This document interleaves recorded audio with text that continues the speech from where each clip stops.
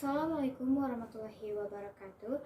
The Honorable of the Judge and all audience, let's say many thanks to Allah Subhanahu wa Ta'ala who has given us chance and help to get there in this place. Salawat and salam unforgettable sent to our Prophet Muhammad Sallallahu Alaihi Wasallam. In this chance, I will deliver my speech under the title Collaborate between Government and UNICEF in Education Sector during the Pandemic. Ladies and gentlemen, since the start of the pandemic, the government of Indonesia has taken some timely steps to support learning from home. Among them was adapting a learning application of both the Ministry of Education and Culture and the Ministry of Religious Affairs and training teachers to use online learning platforms. However, the biggest obstacle for students learning from home, especially those who are poor and live in remote areas, is lack of internet access and electronic devices.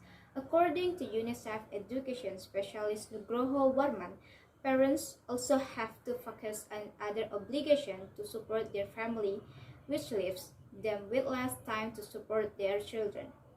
In responses, the Ministry of Education and Culture launched an educational TV program called Belajar dari Rumah, or Learning from Home, aimed at children without access to internet but with access to TV.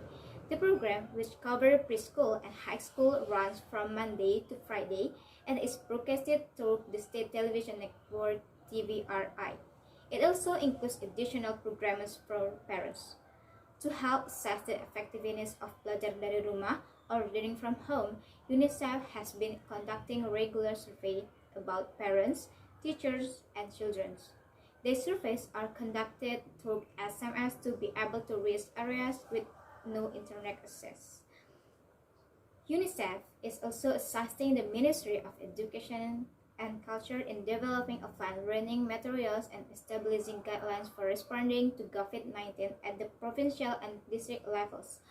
To further mitigate the effect of the pandemic, the government has entered into various strategic partnerships, among them with tech companies to provide free access to online learning platforms, and with telecommunication operators on free internet quotas for teachers and students.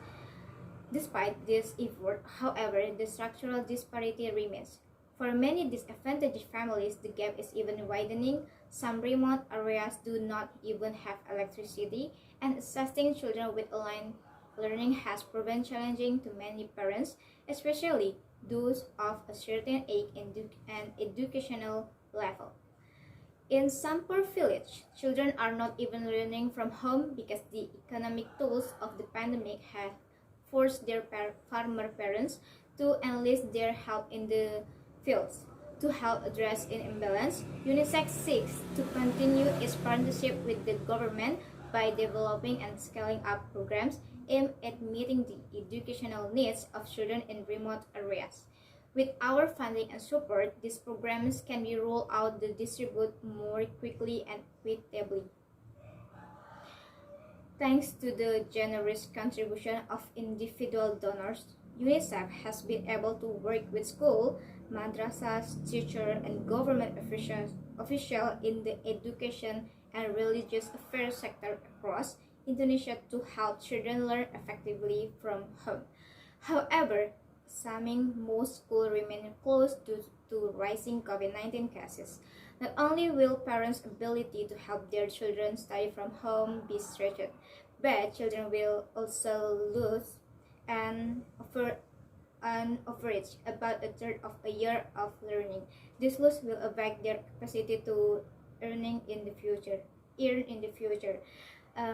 Give the existing graphical and socio-economic inequalities, scaling up the support across the province requires resource and a sustained effort.